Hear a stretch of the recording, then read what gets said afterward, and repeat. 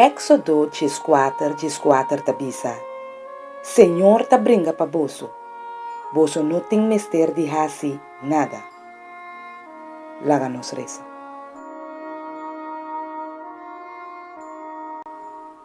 Tata Santo, nós ta chega diante de bo trono de misericórdia para pedir bo força e batalha não que nós ta enfrentar diariamente ta virando hope pisar o Deus.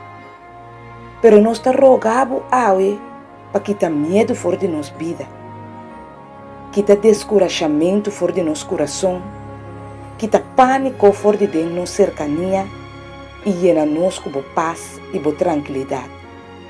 Para sombra e batalha ta dibo o Deus. Preparabo ángel nan santo para salir na nos defesa. Preparabo armada e sali brincar contra de inimigo para nós. Inimigo a sali para atacar nós, pero abo a sali para defender nós.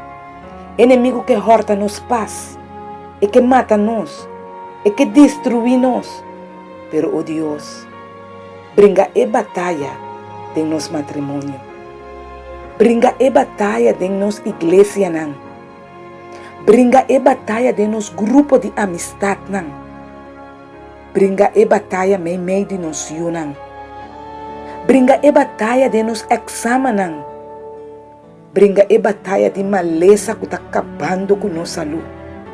Tata, boa bisa nós que a bota é som que está brinca para nós e que nós não tem mister de assim nada. Até nós aqui na rodia bodilante. Nós não tem força para fazer nada mais. E a única força que queda nós é força para dobrar nosso rodia e fazer oração e chamar para bom nome para ajudança.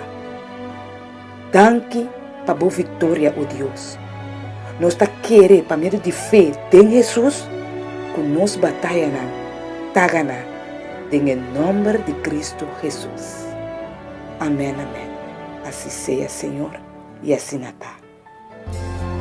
Y Cristo nos dijo, orad siempre, siempre, porque la respuesta está en la oración.